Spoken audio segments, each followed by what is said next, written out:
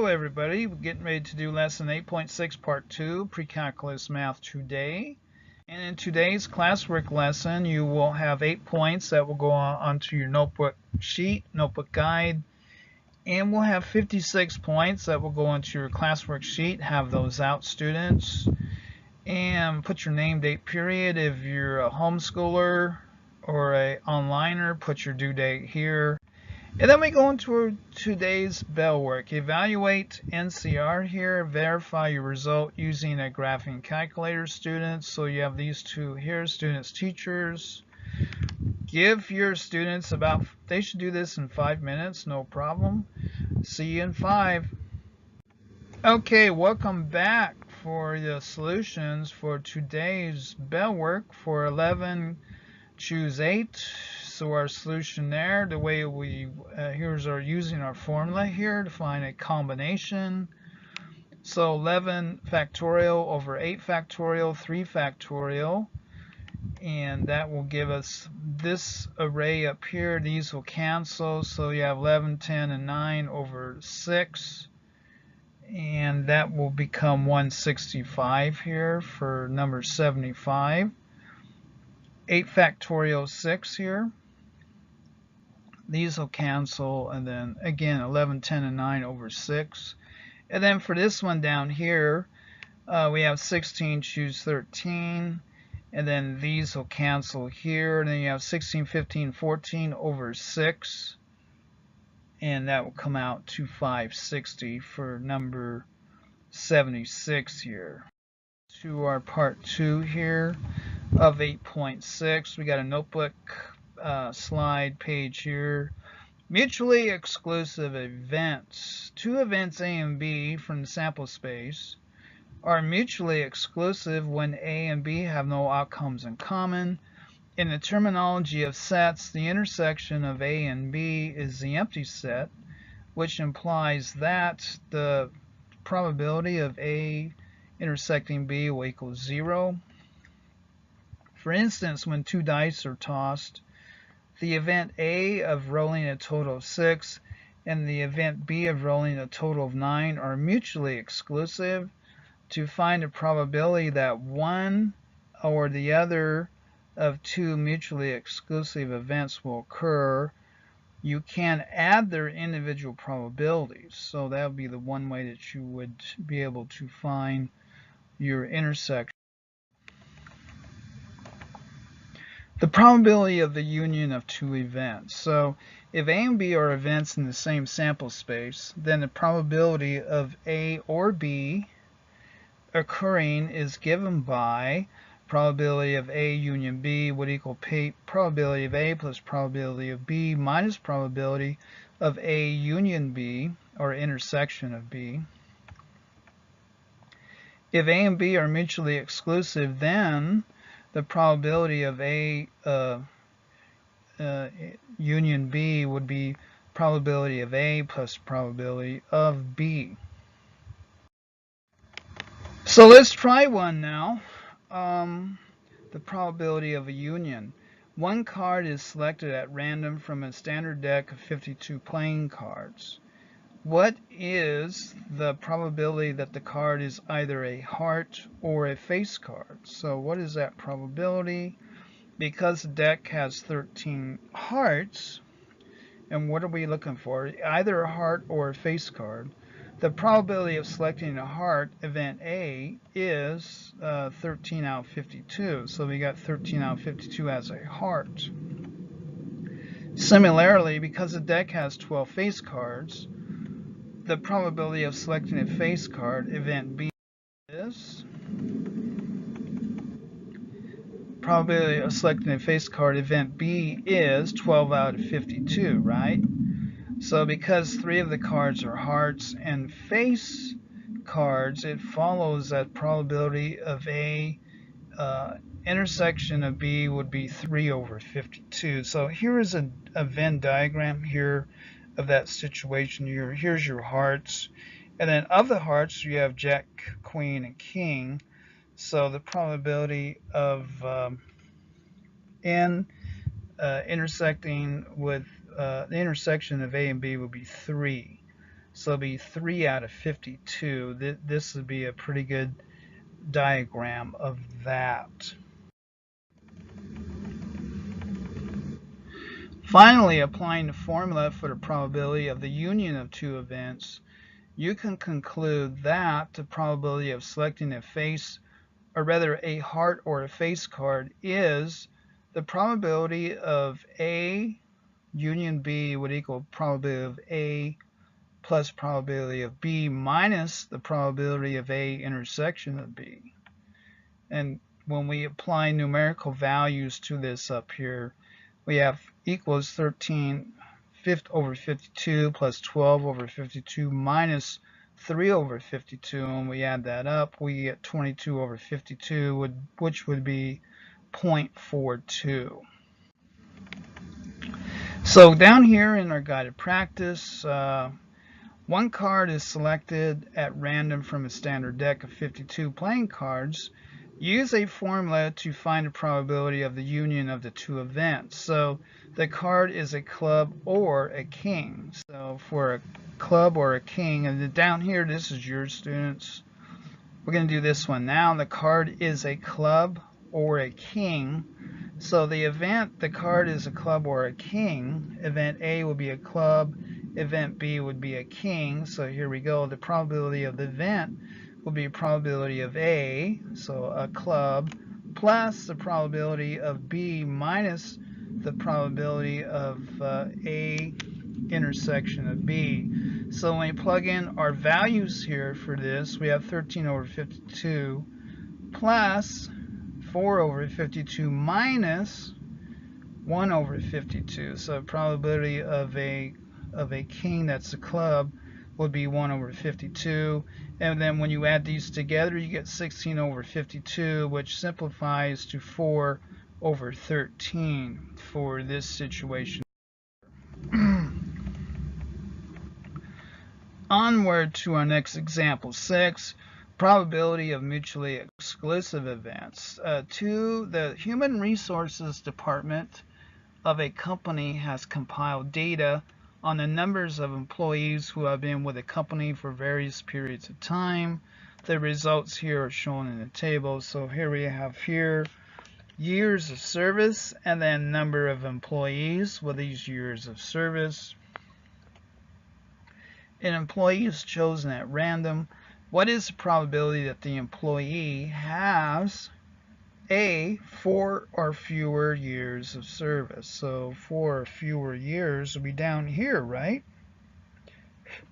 That'd be over here. The number of employees will be 157 for 4 or less. So A, to begin, add the number of employees. So we're going to add this total amount here. And we add it up, it equals 529.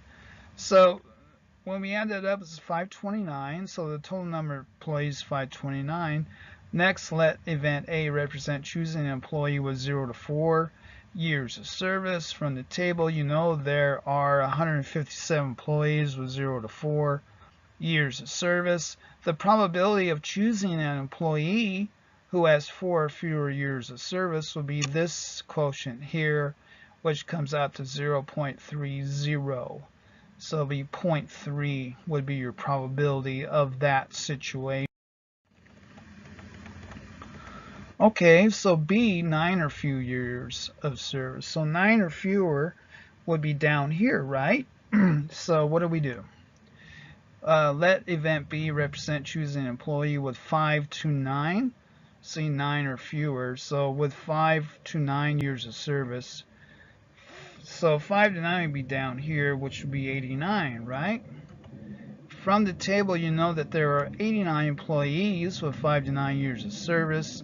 Then their probability would be 89 over 529. So this is a special 9 or fewer. So we have 89 here of 5 to 9. So because event A from part A and event B have no outcomes in common, you can conclude that these two events are mutually exclusive. So see, that'd be less than 4, that'd be 0 to 4. This would be less than 9 here. And if we're going to choose an employee with 5 to 9, so we have a union here, which is what's going on. Probability of A plus probability of B. So our probability of event A union B would be when we add these two probabilities together. And then when we do that, we have 157 plus 89 over 529. Here's our 157, here's our 89. This comes out to 246 over 529. That comes out to 0.47 for employees with less than 9 years here. So the probability of choosing an employee who has 9 or fewer years of service is about 0.47.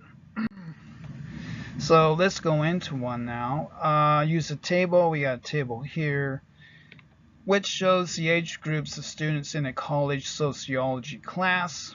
A student from the class is randomly chosen for a project. Find the probability that the student is the given age. So for this one up here, I guided, and this is yours down here, students. We'll do this one in class, older than 21. So older than 21, this is 20 to 21, and then this will be 22 through 30, 31 through 40. So it'd be up here, right? These two categories there. So older than 21, that would come out to older than 21. The probability of V would be N of V over N of S. So we have 32 total. And then we have 3 employees here that would qualify for older than 21. That'd be 3 over 32 that would be. And then younger than 31, I'll let you figure that out, students, on your own. Onward, independent events. 2 events are independent when the occurrence of one has no effect on the occurrence of the other. For instance, rolling a total of 12 with a 2-sided dice has no effect on the outcome of future rolls of the dice. To find the probability that two independent events will occur, multiply the probabilities of each. So okay, so moving into our next slide here, probability of independent events. If A and B are independent events, then the probability that both A and B will occur is given by probability of A and B will equal probability of A multiplied by probability of B. So that's your formula for independent events, probability of independent events. So let's try an example now for that. Probability of independent events. A random number generator on a computer selects 3 integers from 1 to 20. What is the probability that all 3 numbers are less than or equal to 5? So for that kind of problem, the probability of selecting a number from 1 to 5 is probability of A would equal 5 over 20 would equal 1 out of 4.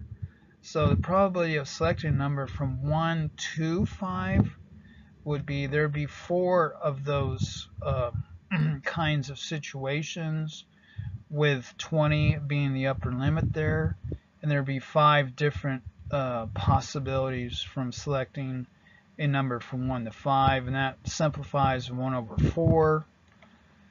So the probability that all 3 numbers are less than or equal to 5 is probability of A times probability of A times probability of A.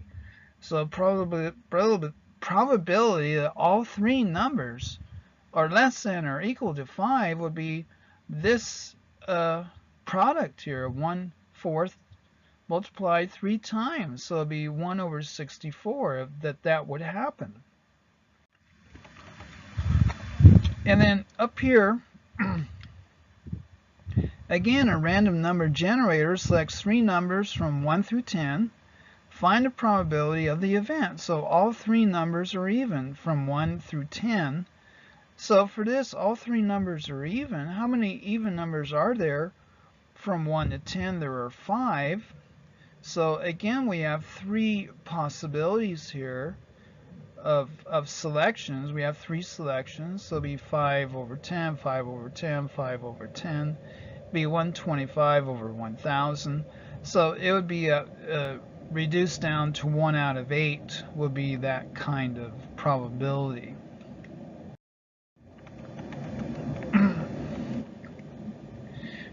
Probability of independent events. Let's try another one. In 2009, approximately 13% of the adult population of the United States got most of their news from the internet.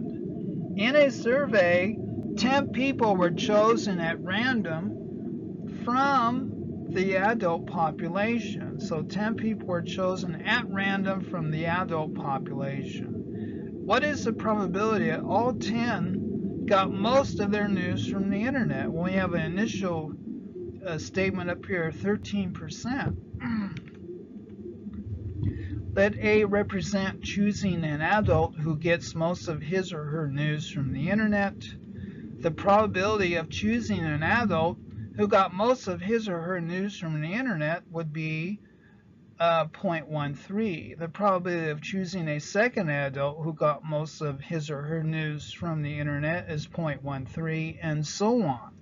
Because these events are independent, you can conclude that the probability that all 10 people got most of their news from the internet is this. Probability of A to the 10th power would be 0.13 to the 10th would be this big small number here.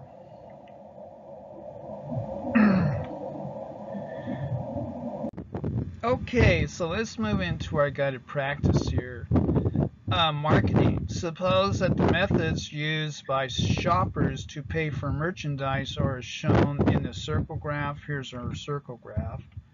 Mostly cash, half credit, only cash, and then mostly credit, and then only credit. So we got 1, 2, 3, 4, 5 different categories. 2 shoppers are chosen at random. What is the probability that both shoppers paid for their purchases only in cash? So we got only cash down here. Here's our category for that. So two shoppers are chosen at random. So what is probability that both shoppers paid for their purchases only in cash? So how will we figure that? So we have 0.32, and then we square it because we multiply these two probabilities together, and then we come up with this big small number here, 0.1024. So that'd be, you'd round that off to about probably 10% would be the probability that both of them would only use cash for that. And then we have this is your independent practice down here, students, to do. And I'm going to let you do that, students. That's on your classwork sheet for this word problem here. And that is 8.6 Part 2 classwork, pre-calculus math. If you need classwork sheets, homework sheets, note-taking guides, solution PowerPoints, etc., email me at animatedpowerpointmathvideo@aol.com. Thank you very much.